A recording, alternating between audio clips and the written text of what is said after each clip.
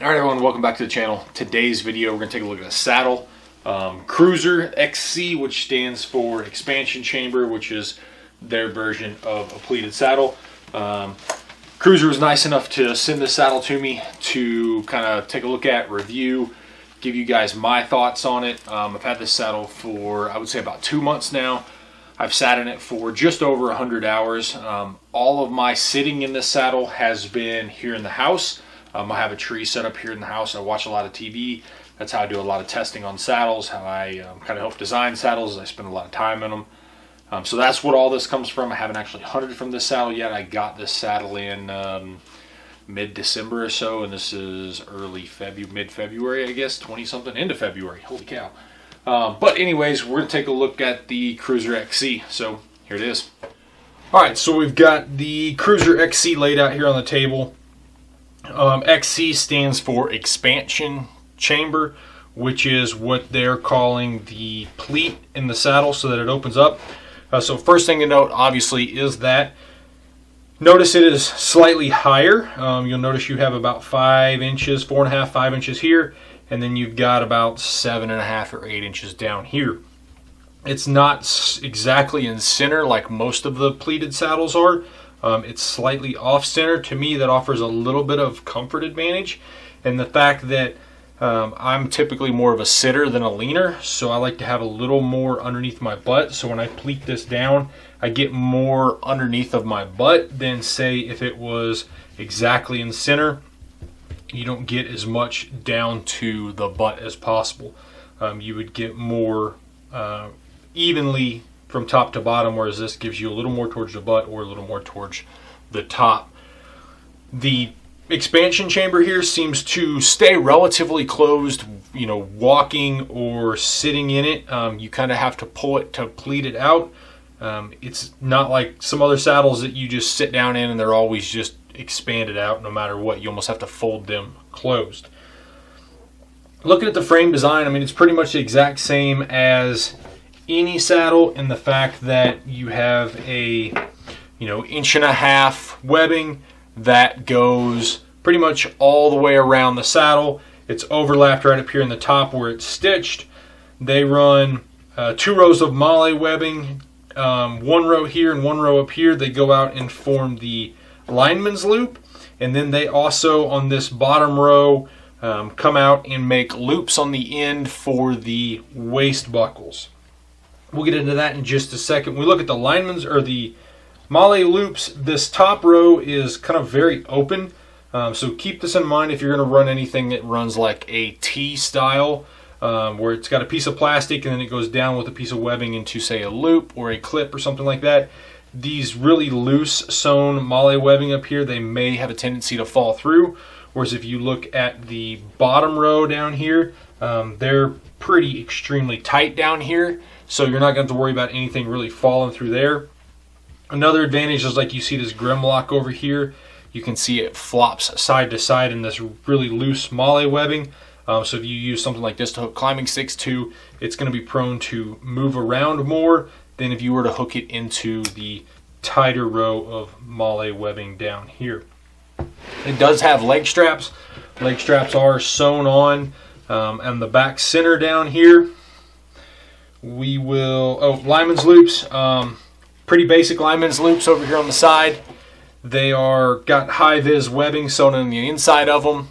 They are more of the D-shaped, so pretty easy to hook into. I like the bright color in there so that when I go to hook my carabiner into the lineman's loop, I can obviously see that. So we'll flip it over. We'll look at it this way. Again, you got your leg straps. They have cobra buckles on the end of them. When we look at the female end of the buckle over here, very small, pliable webbing used, and the cobra buckles are pretty small as well. I'm personally not a huge fan of cobra buckles. Everybody loves them. I'm just not a fan of them. When you look at the way they've done the leg strap up here, it's a big loop, so one of the problems that I ran into was throwing my saddle around, things like that. The buckle would eventually slide towards the back, And then when I would go to grab this and put it on, I would grab it like this, expecting the buckle to be out here on the end, and there's no buckle. I had to find it and pull it back out and clip it in. Me personally, I'd like to see that stitched on so that the buckle is always at the end, so I'd have always a reference point of exactly where that's going to be. Again, that's really just personal preference. I kind of wonder what's the benefit of having it on an open loop where it can move around, potentially make a little more noise. Just my thoughts. The waist buckle up here, again, it is a 1.5 inch webbing. This webbing is a lot softer and pliable than what I'm used to. Let me get that down in the view so you guys can see it. It's a lot softer. The webbing slides much easier through the buckle. The buckle adjusts very easily on this webbing. It does have a webbing keeper on this side, and then on the female side over here, it does have a tri-glide, so you can adjust this and determine where you want the buckle to land on your body. If you want it to land more to your right side, then you can. If you want it to land more to your left side, you can as well. Really up to you. We'll fold this up and look at the lineman's loop, or the bridge attachment points over here. Pretty basic. Again, the webbing is folded over, it's chafed, and then has a secondary piece of webbing sewn on the inside of it right here. And the way they've done their bridge attachment, it's okay, but if you were to take this off and run like a carabiner, one thing I will mention is there's a very large lip down here, so if your carabiner does drop below this when you go to sit on it, you're going to sit down and eventually your carabiner is going to pop, and it's going to give you quite the startle if you aren't ready for it. It's probably still going to give you a startle even if you are ready for it. The bridge itself is a AM steel, and then it has a loop on one end in which it's basically girth hitch wrapped around the bridge attachment point on the left side if you're wearing it, and then on the right side it's basically a continuous loop that is girth hitched onto the bridge attachment point and then made a prusik knot onto the bridge. So it is an adjustable bridge. Personally, I'm not huge fans of adjustable bridge just because once I get my bridge set, I typically leave it that way. I don't do a whole lot of adjusting. But I will say the way they attach their bridge to the loops through girth hitching, it really eliminates the need for things like comfort buttons that you really don't need. So if you want to have more weight in the bottom of your legs, you would simply slide this entire thing down on the bridge attachment, and then when it cinches tight, you're going to feel more pressure from down here, less pressure on your back, and vice versa.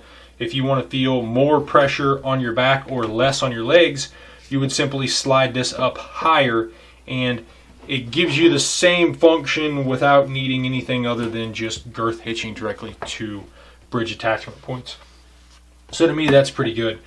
Overall, I mean, you look at it, it's a pretty similar design to other saddles. The frame design, everything like that, that's kind of the way saddles have gone, is with the large frame that makes the bridge loops, unless you start getting into two-panel saddles, which it's still pretty similar.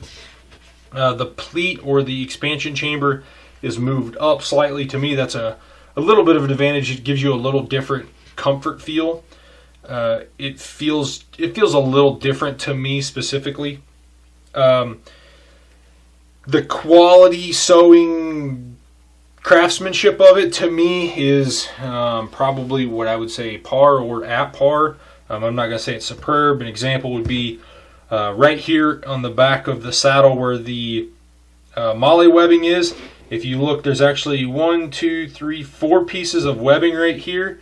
And so you can kind of pull a tag end out down here, and you can kind of see there's an inch of it that's just pushed up in there. The other one has probably, I'll say, maybe a 1/2 inch or 3/4 of an inch. You look at the stitching right here, relatively good clean stitching on this side. You look on the other side, and you can tell they got a little haywire over here at times. So craftsmanship is really nothing to write home about. It's quality. It's going to hold your butt in a tree. You probably don't have to worry about falling out of it, that's for sure. But just little things like that can really take a saddle and make it look well worth the dollar amount you paid for it. All right, guys, so that's it for today's video. Hopefully you guys liked it. Kind of review all that for me. The XC is it's a really interesting design model, design change in moving the expansion chamber from the center line, moving it up slightly, so that it kind of gives you more underneath of your butt, if you will. Overall, for me, it's a really good saddle. I really like a lot of the design features that went into it, especially changing the plane for the XC. The big drawback to me is just some of the quality craftsmanship that's designed into the saddle. Obviously, seeing some of the fraying that I had in the Malle webbing, as well as some of the stitching issues. Those are obviously not deal breakers, but they're things that people will eventually notice and pay attention to. So just things like that could really easily be cleaned up in my mind, making this, a really good saddle, from quality control to design, complete aspect. I do know they just released a 2-panel design similar to the Latitude Outdoors. I think it's their Method. So yeah, overall for me, really good saddle. I would highly take a look at them if you're in the market for a saddle. So hopefully you guys liked today's video. If you did, go ahead and hit the thumbs up button. It really helps out around here. Subscribe to the channel if you haven't already. Get notifications when I release new videos. If you guys have any questions, comments, want to see anything from me in the future, go ahead and leave them in the comments down below. I always try my best to get down there and answer all the questions that I can as quickly as I can for you guys. So that's it for today's video. Thanks, guys.